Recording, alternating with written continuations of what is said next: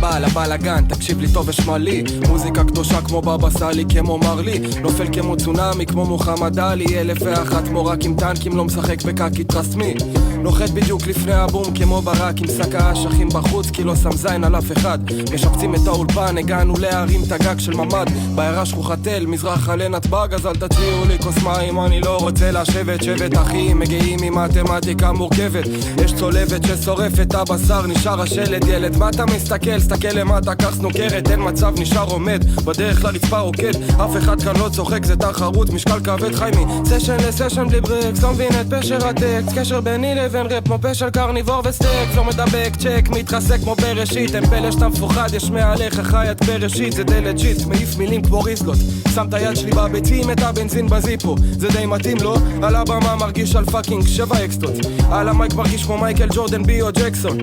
היי, אז אספסים לי רקורד,